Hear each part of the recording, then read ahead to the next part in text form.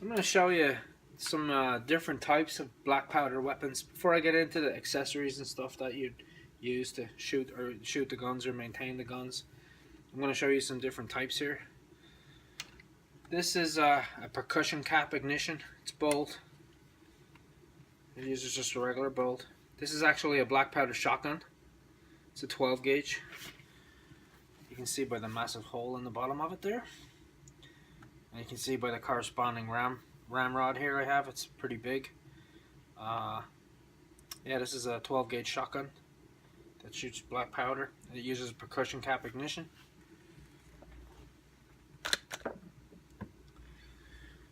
This is a modern inline black powder rifle. This is a CVA. It's actually bolt action, just like a regular bolt rifle, except you can see the little short action it has.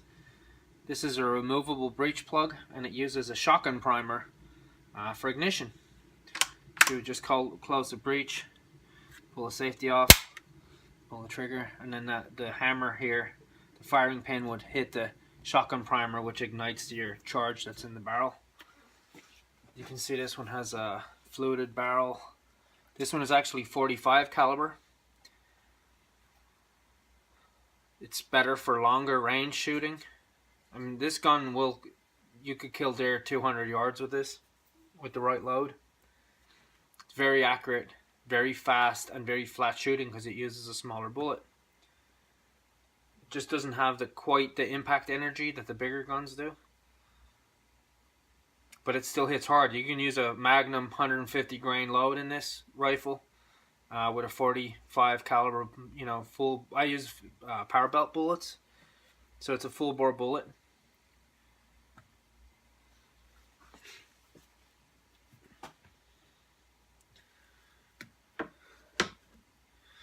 This one is pretty basic, simple rifle. This one is a 50 caliber as well, except this time this is a percussion cap. This is the difference.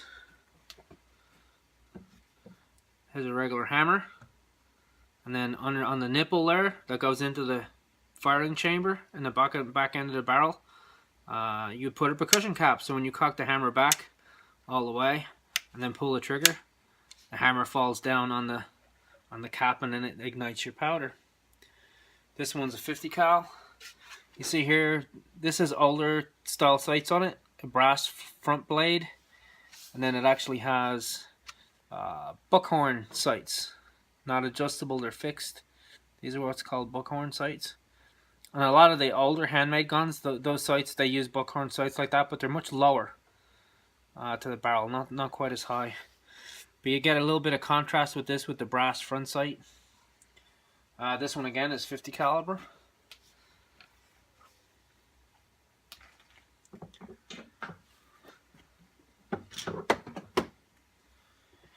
Then you run into this type of scenario.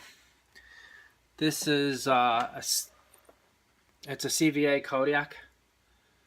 This is an ultra modern muzzleloader.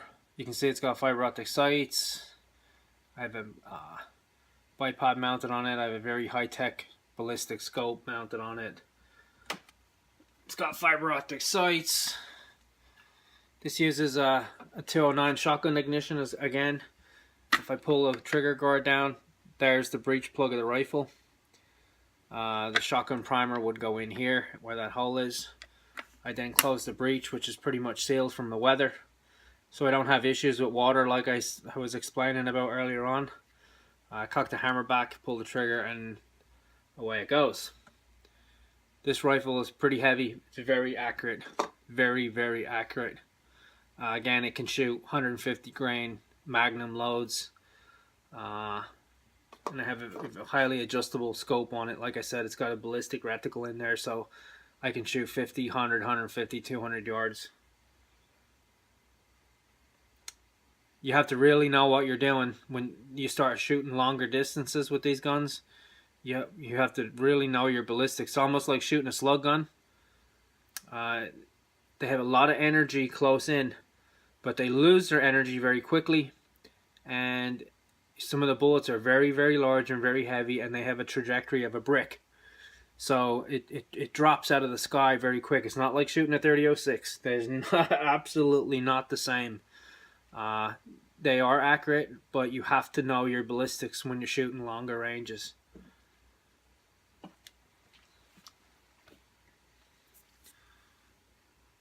And last but not least, we have Blackpowder pistols.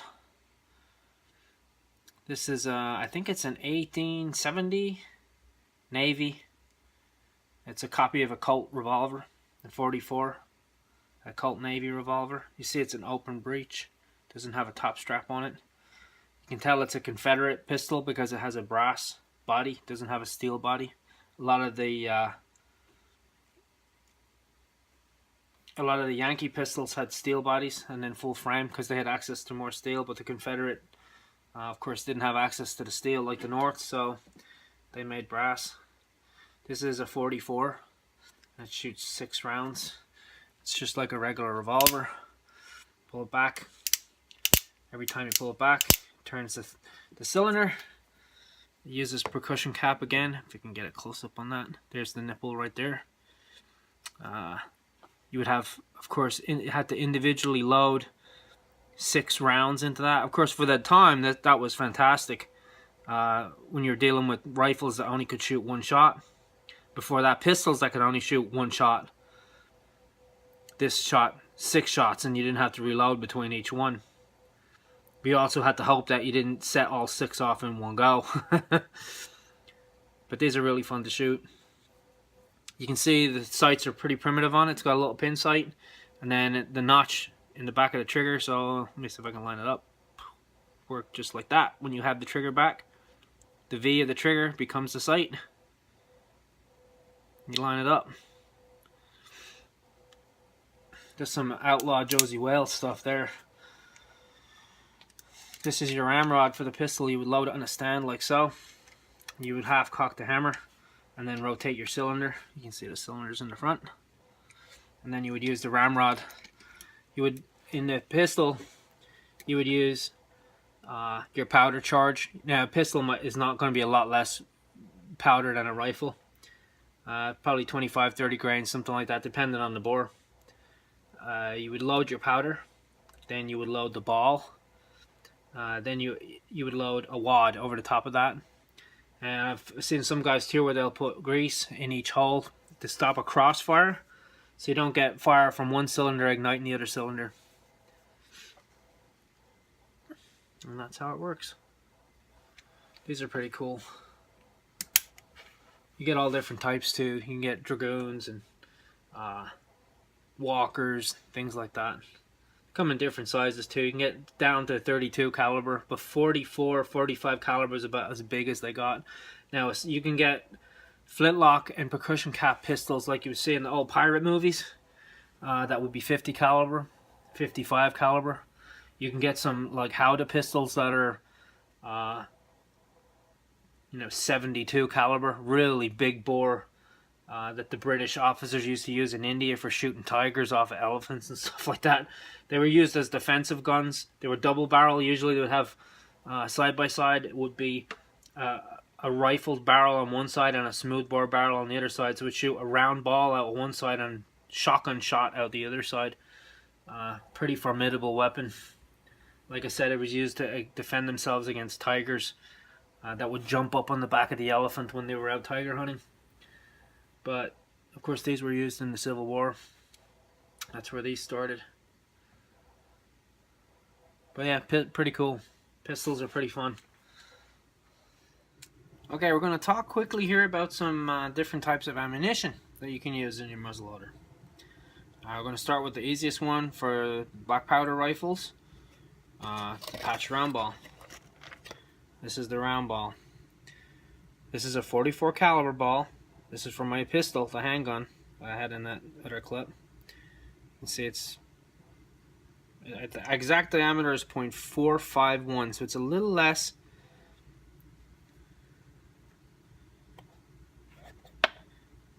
Then we have this one. This is my 54 caliber ball. So you can see that we're moving up now. This is 0.530 diameter. because this is going to be run with a patch. The patch fits around it, so I'll use the cleaning patch here for an example. When you put the ball in the middle of the patch is going to take up the rest of that space in the barrel, and then it's going to be a tight fit. So the patch is actually your gas seal. When the ball, which is your bullet, when it gets the pressure from behind it from the black powder, when the black powder is pushing it forward down the barrel, it's actually pushing it so quickly that the ball expands and it bites into the rifling, and of course it comes out the end of the barrel, and it's spinning because it's already engaged the rifling. Then we move on to step up from the patched round ball. Is what's called a conical bullet. They used these a lot in the Civil War, again. Also, they're very popular for hunting, buffalo hunting, things like that. This is a 54 caliber conical bullet. You can see it uses lube. They push the lube in the side of there's like little ribs on the side of the bullet. It's also a hollow point, but it's also hollow in the back. Now this dish has a purpose. When you load this bullet, it's not like the patch round ball. It's real hard to push down the barrel. This goes down the barrel very quickly. Slides right down very easily because it's actually slightly undersized. It's exactly 54 caliber, so when it goes down the barrel, it barely touches the rifling. Doesn't use a patch. It only uses the lubricant. That's it. But again, with the expansion from when it fires, when the powder is pushing on the backside of that bullet, this skirt flares up, engages the rifle on the way out of the gun, so then you get your spin. But for military purposes, this was very quick to load, much quicker than the patched round ball. What they would do is they'd have a cartridge of paper full of black powder. They would bite the paper off, they would pour the powder down the barrel, and they would shove this down the barrel, and it was very quick to load. But that, man, it's 390 grains of lead. That hits with a tremendous amount of energy. Now, the two loads that we use in a modern inline black powder gun, you have this, which is a sabot. I believe it comes from the French word for skirt. This is a plastic skirt. What it is a handgun bullet, basically. This is a 45 caliber handgun, 300 grain handgun bullet. It sits down in the plastic skirt, and then you would put the skirt in the barrel and force it right down. Then in this bullet, the skirt becomes the gas seal, as you can see from the cup in the back of it as well. The skirt becomes the gas seal, and just like a shotgun wad, when it leaves the barrel, it's spinning with the bullet in it going down the barrel. And when it leaves the barrel, just like a shotgun wad, it gets left behind, and then all that's left that's going towards your target or the deer or whatever you're shooting at is the bullet, the handgun bullet. Of course, that's a modern handgun bullet. Jacketed soft point. You can get a jacketed hollow point. You can put a Hornady XTP, whatever type of bullet you want in it. And those are very accurate, very accurate. But it's not a full bore bullet. Obviously, it's using a smaller diameter because you got the diameter of the skirt. Then we come to the last innovation in bullet. It's a skirted bullet. This is a power belt. Now this one, the yellow one, is 45 caliber. And then the green one is 50 caliber. And both of these are hollow point. This is 295 grains. So again, it's a very heavy bullet. This is a lead bullet that's copper jacketed. Same thing, what happens is that the skirt on the bullet is full bore, 50 caliber. But the skirt on the bullet is your gas seal. It works just like the conical. When the powder comes up behind it, this engages the rifling, gives you a perfect gas seal, and then, if I can pop it off, when it leaves the barrel, it leaves the skirt behind, after it comes out of the barrel and the bullet goes on to the target. I've taken some of these out of deer I've shot. This will go twice its size across. It's a half an inch around now. When you pull one of these out of deer, it's an inch across. And it'll do a lot of damage. It'll do lots and lots of damage. Same with this one. This is a little lighter because it's smaller in diameter. I think it's 225 grain. Now you can get all sorts of these bullets. You can get bullets like this that are steel topped for, you know, hunting Cape buffalo and elephant and all sorts of good stuff, lions, things like that. Grizzly bear, Kodiak bear. They can be 500-600 grain bullets, and those guns will shoot them no problem. Much like bullets twice as big as this, and they're made of steel. So they're like penetrator bullets, and they're not hollow points, or they're not like expanding bullets. They would be considered solids, which would use like in Africa and stuff. Mega big game hunting, big 5 stuff. So they're very versatile. Like a shotgun, you can kind of load whatever you want in it to do whatever purpose you want to achieve with it. This, of course, bullet is, you know, North American big game size, antelope, deer, whitetail, mule deer, anything like that. You can use a little bigger one for a moose maybe, or an elk. This would kill an elk, no problem. Maybe for a moose I'd want a little bit heavier. Not much, a little bit. If you were close, this would do the job on a moose. You know, it's well capable of doing that. But you have all sorts of different ammunition, different choices of ammunition that you can use, and I hope that gives you a little bit of an insight into that. Now we're going to have a look at some of the tools and the accessories that you can get for the Blackpowder.